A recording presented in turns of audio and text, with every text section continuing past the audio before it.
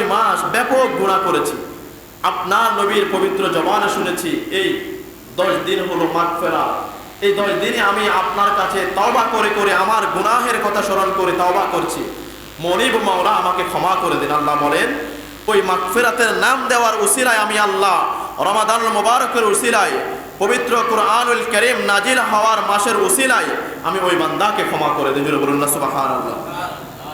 ওয়া আখিরুহু ইতকুম মিনান নার, এবং শেষের 10 দিন হলো জাহান্নামের আগুন থেকে, জাহান্নামীদের কাতার থেকে নিজেকে মুক্তি করে জান্নাতি হওয়ার মাস। জোরে বলুন না সুবহানাল্লাহ।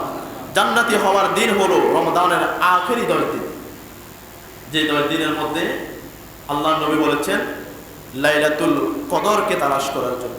লাইলাতুল কদর মানে হলো এক রাত 1000 মাসের সমতুল্য। এক রাত 1000 মাসের সমতুল্য। লাইলাতুল কদরি খায়রুম মিন আলফি শাহর।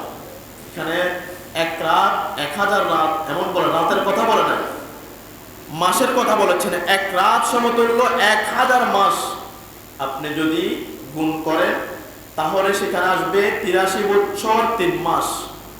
এক রাত সমতুল্য 83 বছর 3 মাস। যদি 1000 মাসকে দিয়ে আপনি গুণ করেন তাহলে আমরা অনেকেই 83 বছর হায়াত পাচ্ছিও না। এখন হায়াত পেলেও ইবাদতে যে থাকতে পারছে তারও কোনো গ্যারান্টি নেই। আল্লাহ নবী বলেন রমাদানের আখেরি 10 দিন প্রত্যেক বেজুট রাতে লাইলাতুল কদর যে কোনো এক রাতে যাবে।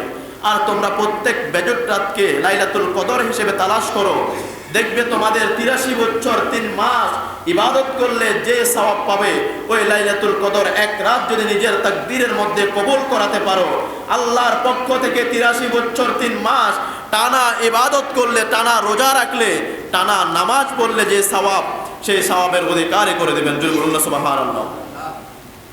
এই জন্য এই মাসের মধ্যে ব্যাপক পরিমাণ বারাকা রয়েছে। যেমন এই মাসে, অন্যান্য মাসে আপনি খাবার খাচ্ছেন সেটার কৈফিয়ত আল্লাহর কাছে দিতে হবে। আপনি ঘুমাচ্ছেন কতটুকু সেটার কৈফিয়ত আল্লাহর কাছে দিতে হবে। বে হিসাবে খাবার খাওয়া যাবে না। কিন্তু রমাদান মুবারক মাস উপলক্ষে আল্লাহ বলেন এই মাসে তোমরা যত হালাল খাবার আছে, হালাল খাবার যত ইচ্ছে খেতে পারবে, হারাম ছাড়া প্রত্যেকটা হালাল খাবার তোমরা যা ইচ্ছে খেতে পারবে। এই এক মাসে কোনো হিসাব নেওয়া হবে না। সুবহানাল্লাহ। কত দিক থেকে আমাদেরকে আল্লাহ পাক বারাকা দান করছেন, কত দিক থেকে আল্লাহ পাক আমাদেরকে সুযোগ করে দিচ্ছেন।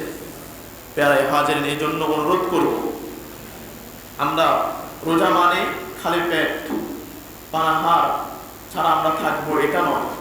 রোজা মানে, রোজার অনেকগুলো, রমাদান মুবারকের অনেকগুলো নাম রয়েছে, যার মধ্য থেকে এই মাসের একটি নাম হলো, এই মাসকে বলা হয় ধৈর্যের মাস।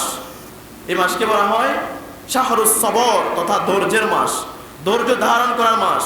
ধৈর্য মানে হলো আপনার সামনে যদি কোনো ঝগড়া বিভেদ হয়, ওই স্থান থেকে আপনাকে পরিত্যাগ করতে হবে। আপনার মাথায় যদি কোনো ধরনের উগ্রতা সৃষ্টি হয়, আপনাকে মনে মনে এরাদা করতে হবে। এই মাস ধৈর্যের মাস, রোজার মাস। এভাবে রমাদান মুবারকের অনেকগুলো নাম রয়েছে, তার মধ্য থেকে রমাদান মুবারককে বলা হয়েছে তাওবার মাস। রমাদান মুবারক তাওবা কবুল হওয়ার মাস, তাওবা করে আল্লাহর কাছ থেকে নিজের গুনাহ মাফ করার মাস।